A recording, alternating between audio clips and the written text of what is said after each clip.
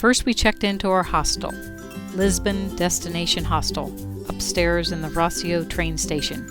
Check out the world map on the wall, made out of rope. One afternoon, we hopped on the funicular, Elevator de Gloria, to ride up to the Barrio Alto, or High Town neighborhood. A devastating earthquake and tsunami hit Lisbon in 1755. Two-thirds of the city was destroyed. Fires from cooking and church candles raged through the wooden city. King Jose was so affected by the earthquake, he moved his entire court to an elaborate complex of tents and resisted living indoors the rest of his life.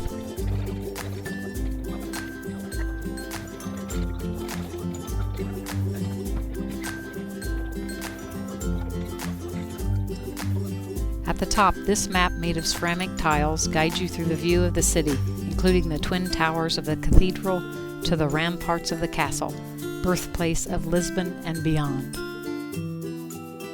The St. Roque Church was built in the 16th century and is one of Portugal's first Jesuit churches. Under the floor were tombs for many people, empty now. Burials were stopped in the 19th century as parishioners didn't want plague victims rotting beneath their feet. Tiles on the wall of the Church of Santa Lucia depicting Commerce Square prior to the earthquake. Other tiles depict Flemish crusaders turning back the Moors, who had occupied Portugal for centuries, beginning in the 700s until 1147, when the Moors were expelled. Here's Mike on the view terrace of St. George, with the Tajo River below and the Alfama neighborhood above. The Alfama neighborhood hosts Lisbon's most popular outdoor party on St. Anthony's Day, June 13th. Colorful streamers festoon the overhead wires. Here, our Portuguese guide is sharing some local liquor made from fermented cherries.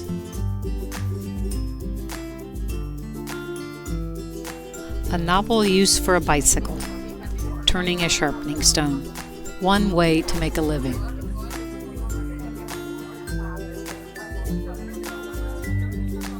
We took a guided walk through the Alfama neighborhood. The colorful sailors' quarters dates back to the 6th to 8th centuries. When city leaders rebuilt the rest of Lisbon after the earthquake, this neighborhood was left out and consequently retains its tangled medieval street plan. Here is a statue of King John I, who brought stability to Portugal in the 1300s. This is Rocio Square. Because of the square's elongated shape, historians think it was a racetrack 2,000 years ago. Now cars replace the chariots. This column honors Pedro IV, King of Portugal and Emperor of Brazil. Notice the fine stone pattern in the pavement, evoking waves encountered by the great explorers. Some say it makes them seasick. Here we are in the oldest beer hall in Lisbon. The beautifully tiled 19th century main room was once a monk's dining hall, and still holds the pulpit from which the Bible was read as the monks ate. 5 Portuguese beers are on tap. Here are a few night pictures of Lisbon.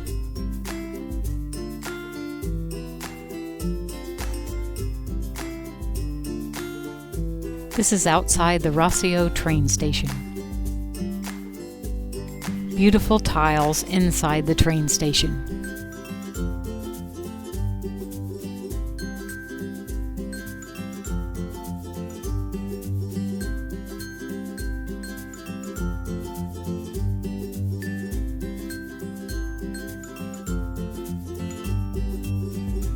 This is Lisbon's Arch of Triumph. It is also where ships used to dock and sell their goods. Sentra is a mix of natural and man-made beauty, a fantasy castle set amid exotic tropical plants, lush green valleys, and craggy hilltops. It was a summer escape for Portugal's kings.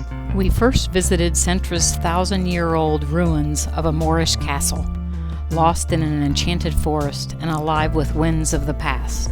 A castle lover's dream come true with a panoramic Atlantic view.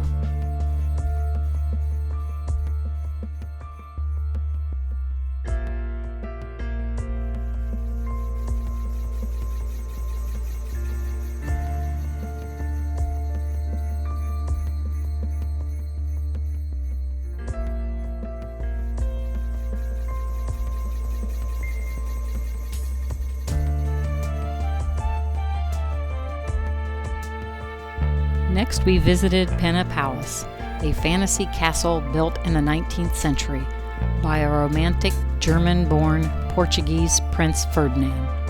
Ferdinand hired a German architect who built him a castle with Gothic towers, Renaissance domes, Moorish minarets, Disney playfulness, and a tile toilet for his wife. Next, it was on to the National Palace, which dates back to Moorish times, but most of what we saw was from the 15th century. The oldest surviving royal palace in Portugal is still used for official receptions.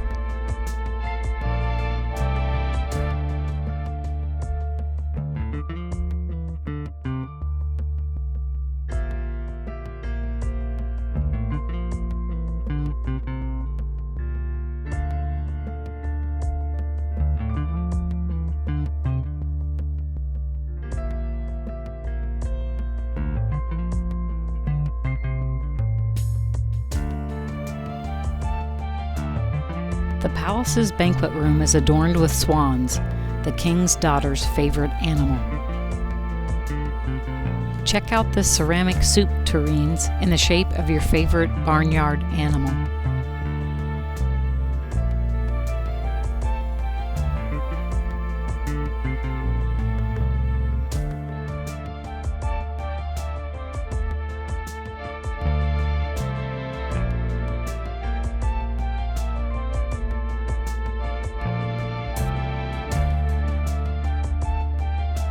The stag room strikingly shows the king's coat of arms, surrounded by the coat of arms of all but one of Portugal's noble families.